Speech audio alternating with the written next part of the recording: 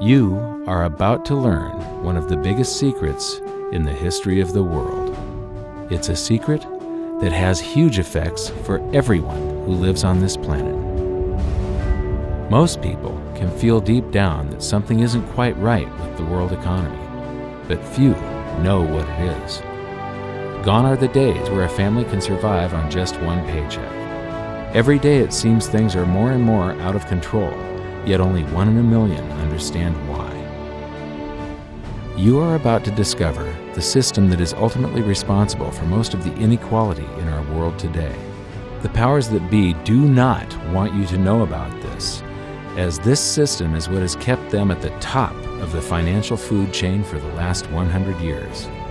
Learning this will change your life because it'll change the choices that you make. If enough people learn it, it'll change the world because it'll change the system. For this is the biggest hidden secret of money.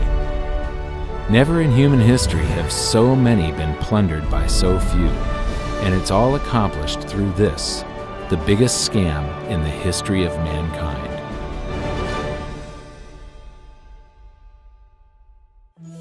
They say that money doesn't grow on trees, but the truth is that the modern banking system creates currency far faster than trees can grow.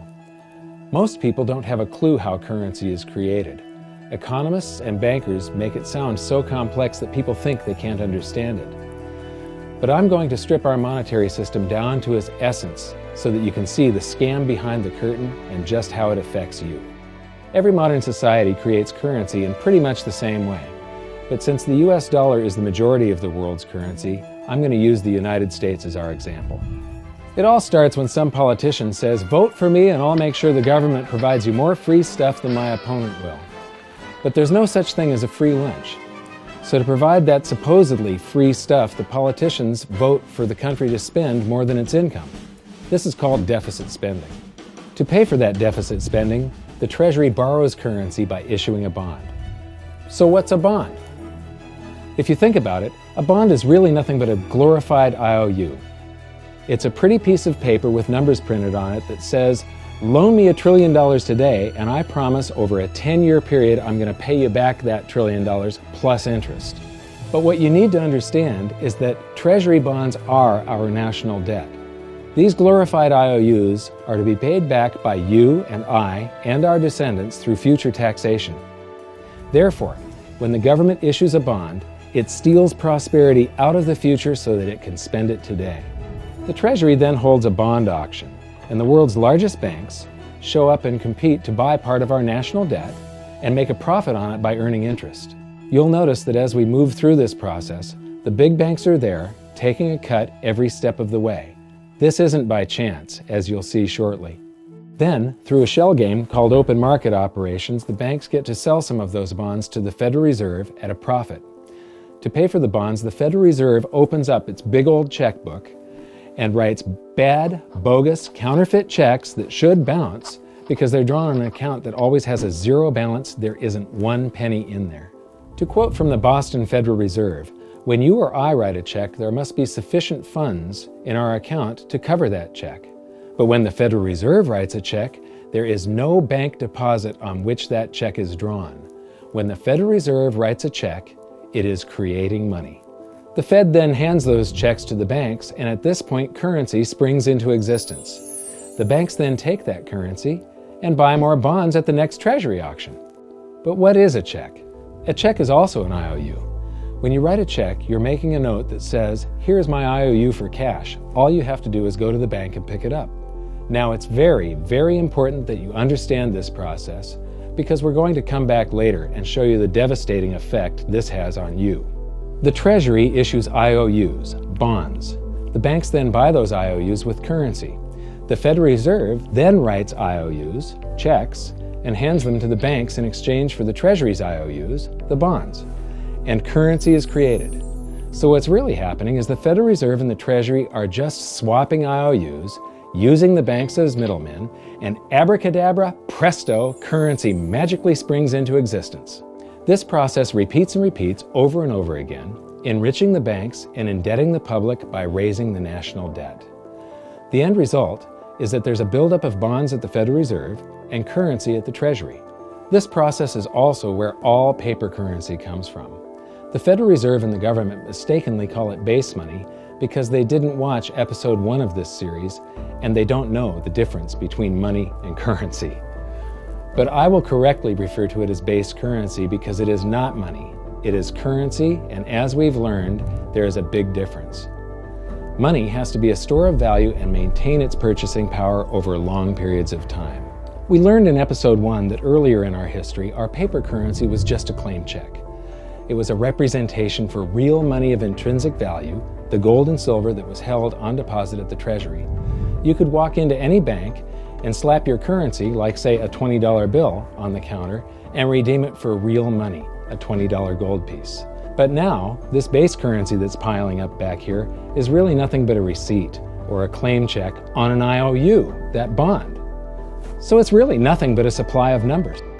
The Treasury then deposits the newly created currency into the various branches of the government, and the politicians say, "Hey, thanks for that." And the government does some deficit spending on public works, social programs, and war. The government employees, contractors, and soldiers then deposit their pay in the banks. Now, this may come as a shock to you, but when you deposit your currency with the bank, you're not actually depositing it into an account to be safely held in trust for you. Instead, you're actually loaning the bank your currency, and within certain legal limits, they can do with it pretty much anything they please. This includes gambling in the stock market and loaning it out, at a profit, of course. Now this is where the machine of currency creation really gets cranking, because this is where something called fractional reserve lending comes into play. Fractional reserve lending is exactly what it says. The banks are allowed to reserve only a fraction of your deposit and loan the rest out. Although reserve ratios may vary, I'm going to use a 10% reserve ratio as our example. If you deposit $100 in your account, the bank can legally take $90 of it and loan it out without telling you. The bank must hold $10 of your deposit in reserve just in case you want some of it. These reserves are called vault cash. But why does your bank account still say you have $100 if the bank has stolen $90 of it? Because the bank left IOUs it created, called bank credit, in its place. Now I know this sounds crazy, but here it is in black and white from the Fed.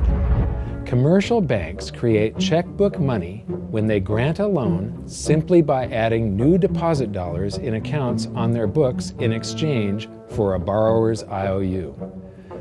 These are nothing but numbers that the banks type into their computers. And even though these bank credit IOU numbers are very different from base currency numbers, because they only exist in computers, they are still currency. So now there is $190 in existence. Now the reason people take out loans from the banks is to buy something. They're going to buy a house or a car or something like that. So the borrower takes the $90 that the bank loaned to him from your account and he pays the seller of the item. But then the seller deposits that currency into his account and his bank loans out 90% of that and leaves bank credit numbers in its place. So now there's $271 in existence. This process repeats and repeats until under a 10% reserve ratio, an initial deposit of just $100 can create up to $1,000 of bank credit, all backed by $100 of vault cash, just 10%. But as I said, reserve ratios vary wildly. On some deposits, it's 10%, on others, it's 3%, and on some forms of deposits, reserve requirements are 0. The result is that the expansion of the currency supply by the banks is far greater than even this example would lead you to believe. So once again, when currency is deposited in the banks get to lend it out, and then it gets redeposited and relent, redeposited and relent, redeposited and relent over and over again, creating bank credit all the way. This is where the vast majority of our currency supply comes from. In fact, 92 to 96% of all currency in existence is created not by the government, but here in the banking system. Now, massive amounts of currency spewing into society may at first sound like a fun idea. That is, until you remember one of the most important hidden secrets of money from episode 1, that the prices of everyday goods and services act as a sponge on an expanding currency supply. The more currency we have, the more prices rise. This is where inflation comes from. The true definition of inflation is an expansion of the currency supply. Rising prices are merely the symptom. So our entire currency supply is nothing but a couple of bucks whipped up in this hocus-pocus scam where the Treasury and the Federal Reserve swap glorified IOUs, and a bunch of numbers that the banks just type into their computers. That's it. That's our entire currency supply. It's nothing but a supply of numbers. Some of them printed, most of them typed, and there is nothing else. But if you thought that was crazy, get ready to enter the twilight zone of modern economics. We work for some of that currency supply. True wealth is your time, but we trade away moments of our lives, hour by hour, day by day, and year by year, for numbers that somebody printed on pieces of paper or just typed into a computer. Now those numbers represent our blood, sweat, tears, labor, ideas, and talent. We are what gives the currency its value. But here comes the really cruel joke. We work hard so that we can save some of that currency, so that we can pay the tax collector. In the United States, it's known as the IRS. They then turn it over to the Treasury so that the Treasury can pay the principal plus interest on that bond that the Federal Reserve bought with a check drawn on an account that has nothing in it. Now let's do a recap on this section because this is where the system begins to rob you and I on a massive scale. Much of our taxes are not used for schools, roads, and public services, but to pay interest on bonds that the Federal Reserve bought with a check drawn on an account that has nothing in it. The Federal Reserve is committing fraud. But here's one of the biggest secrets of them all. Before the establishment of the Federal Reserve, there was no need for personal income tax.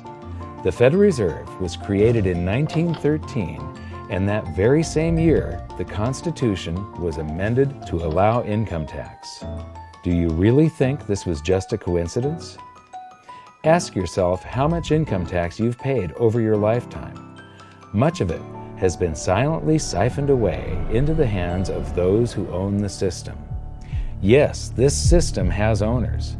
Who they are is an even bigger secret that we'll get to shortly. But first, we need to understand the mumbo-jumbo of the so-called debt ceiling. It's all based on a huge paradox.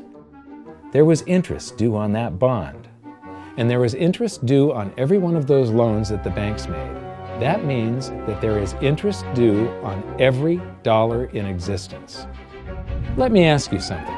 If you borrow the very first dollar into existence, and that's the only dollar that exists on the planet, but you promise to pay it back plus another dollar's worth of interest, where do you get the second dollar to pay the interest? The answer is that you have to borrow that one into existence and promise to pay it back with interest as well. So now there are $2 in existence, but you owe $4, and so on and so on. The result is there's never enough currency to pay the debt. There is always more debt in the system than there is currency in existence to pay the debt. Therefore, the whole system is impossible. It is finite. It will come to an end one day. What would happen if the government stopped borrowing to do deficit spending? Are the payments on those treasury bonds going to stop? What would happen if the public stopped borrowing and going deeper into debt? Are your house and car payments going to stop? No. There is a payment due every month on the principal plus the interest on every dollar in existence, and those payments do not stop. If we stop borrowing, then no new currency is created to replace the currency that we used to make those payments.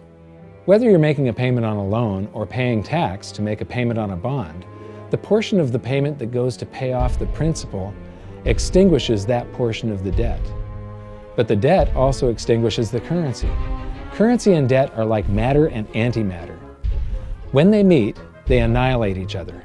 If we just pay off the principal only on all the loans and bonds that exist, the entire currency supply just vanishes. So if we don't go deeper into debt every year, look what happens. The whole thing goes into a deflationary collapse under the weight of those payments. Politicians and pundits alike talk about balancing the budget, paying down the debt, and living within our means. They don't understand that that is deflationary. It is impossible to do under our current monetary system without collapsing the whole economy. This is why any talk of a debt ceiling is not only ridiculous, it's delusional. The system is designed to require ever-increasing levels of debt just to continue. And that's why politicians will always kick the can down the road and raise this so-called debt ceiling over and over again until the whole system finally collapses under its own weight. In other words, they don't want it to collapse on their watch. The Founding Fathers of the United States knew the dangers of central banking and fought to free themselves from this very thing. The Revolutionary War started out as a tax revolt, but now we must pay tax just to have a monetary system. Having just suffered through the hyperinflation of the continental dollar, which was printed into oblivion to finance the Revolutionary War, they understood the dangers of fiat currency and debt-based monetary systems. So to protect future generations from institutional theft and out-of-control government, they wrote into the Constitution that only gold and silver can be money for the simple fact that you can't print them. Our current system is not only unconstitutional, but it robs us of the liberty and prosperity our forefathers fought and died for. We are all feeling the effects of ignoring the Constitution right now. By forcing more currency into circulation, our purchasing power is diluted. Inflation is a slow and insidious stealth tax that is simply the result of this debt-based monetary system. This system empowers and benefits those who create the currency and receive it first, as they get to spend it into circulation before it has an effect on the economy. They're stealing purchasing power from you and transferring it to the banks and the government every hour of every day because of this false monetary system. And it's not like the people at the top don't know this. To quote the Federal Reserve, the decrease in purchasing power incurred by the holders of money due to inflation imparts gains to the issuers of money. This is a fraud. It is a pyramid scheme, it is a Ponzi scheme, it's a scam, and it's a lie. Our entire monetary system is nothing but a form of legalized theft. But here's the biggest con job of them all. The Federal Reserve is not federal, it has stockholders. There is no federal agency that has stockholders. What's a stockholder? A share of stock represents a percentage of ownership in a corporation. So the stockholders are the owners of that corporation. Therefore, the Federal Reserve is a private corporation with owners. And you can see it for yourself if you go to the Federal Reserve's website, and it will say, the stockholders receive an annual dividend of 6%. Now we know that the stock in the Federal Reserve was originally issued to the largest banks in the United States. But because of mergers and acquisitions through the years, you can't actually trace who owns the stock in the Federal Reserve. That's a very closely guarded secret. My guess would be that the owners are those primary dealers, the banks that get to make a profit by selling part of our national debt, those bonds, to the Federal Reserve, who buys them with a check from nothing. Then we pay tax to pay the principal and the interest on those bonds so that the Federal Reserve can pay the banks a 6% dividend. Don't be alarmed if you don't quite comprehend the deception of this system at first glance. Very few people do. It is purposely complex.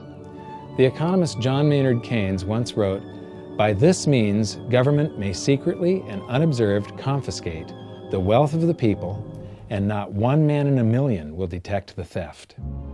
I believe that presented correctly, anyone can understand this system, regardless of how complex it is. So let's do a recap and break it down even more. The way the system works is that, step 1, the government creates glorified IOUs. These bonds increase our national debt and put the public on the hook to pay it back. Step 2, IOUs are swapped to create currency. The Treasury sells the bonds to the banks. The banks then turn around and sell our national debt at a profit to the Federal Reserve, which they probably own. The Federal Reserve then opens its checkbook that doesn't have a penny in it and buys those IOUs with IOUs that it writes, checks, on a checking account that has a zero balance. Then they give those checks to the banks and currency just springs into existence, and then the whole process repeats. This results in a buildup of bonds at the Federal Reserve and currency at the Treasury, which is really just a supply of numbers.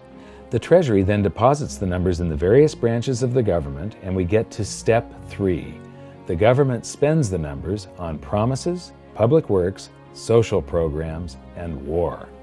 Then the government employees, contractors, and soldiers deposit their pay into the banks. And we get to step 4, where the banks multiply the numbers by magically inventing more IOUs through fractional reserve lending, where they steal a portion of everyone's deposit and lend it out. That currency gets redeposited, and then a portion is stolen again. And the process repeats over and over, magnifying the currency supply exponentially. Then we work for some of those numbers, which brings us to step 5, where our numbers are taxed. We pay tax to the IRS, who then turns our numbers over to the Treasury, so the Treasury can pay the principal plus the interest on bonds that were purchased by the Federal Reserve with a check from nothing. Then we get to step 6, the debt ceiling delusion. The system is designed to require ever-increasing levels of debt and will eventually collapse under its own weight because politicians always kick the can down the road. They don't want it to collapse on their watch. And finally, step 7, the secret owners take their cut. The world's largest banks own the Federal Reserve. Those banks make a profit selling our national debt to the Fed. They make a profit when the Fed pays them interest on the reserves held at the Fed, and the Fed pays them a 6% dividend on their ownership of the Fed. This system is fundamentally evil. It funnels wealth from the working population to the government and the banking sector. It is the cause of the artificial booms and busts of modern economies, and it causes great disparity of wealth between the rich and the working class. And it is only possible because we no longer use real money, we use currency. But worst of all, it is a form of enslavement. Bond is the root word of bondage. Whenever a government issues a bond, it is a promise to make us pay tax in the future. Nobody asked you if you wanted to pay tax today for the prosperity we all enjoyed in the last century. Nobody is asking our children if they want to work hard in the future to pay for the prosperity we're enjoying now. George Washington once wrote to James Madison, "No generation has the right to contract debts greater than can be paid off during the course of its own existence." By stealing prosperity from tomorrow so we can spend it today, we enslave ourselves and future generations. Now this all sounds pretty bad, but there is great hope, for you are the greatest threat to this false monetary system. This system relies on the public being ignorant of its workings. Please share this knowledge with everyone you know, because an informed public that fully understands the system can build a better future for generations to come. And now I leave you with this quote, widely attributed to a former director of the Bank of England. The modern banking system manufactures money out of nothing. The process is perhaps the most astounding piece of sleight of hand that was ever invented. Banking was conceived in inequity and born in sin. Bankers own the earth. Take it away from them, but leave them the power to create money and control credit, and with the flick of a pen, they will create enough money to buy it back again. But if you want to continue as the slaves of bankers and pay the cost of your own slavery, let them continue to create money and to control credit. This is the Federal Reserve in Washington, D.C. It's located on Constitution Street, and that is just as much of a joke as the New York Fed being located on Liberty Street. Both of them are unconstitutional, both of them limit our liberty, and they transfer wealth away from us every second of every day to the Federal Reserve, to the government, and to the banking sector. You are now among the 1 in a million who can detect the theft of your prosperity. So the big question is, what can you do about it? 1. Watch this video until you can describe and teach it to others. Those who understand this system can make preparations for its unavoidable collapse and protect themselves. History shows that those who don't will probably be wiped out. 2. Share this video with everyone, especially those you care about. All it takes is a mouse click or two to get this message in front of millions. Post this video on Facebook, tweet it, email it to loved ones. Please share it wherever you can. 3. Join the conversation. The current world monetary system is based on a 300-year-old design meant to enrich a few at the expense of the many. There must be a better way. At hiddensecretsofmoney.com, we've created an open-source platform for the design and development of a new world monetary system. We're calling on every economist, every student, every college, every bright mind, and anyone who cares to join the discussion. In educating ourselves and each other, we can prevent the further loss of our freedoms and maybe, just maybe, win some of them back.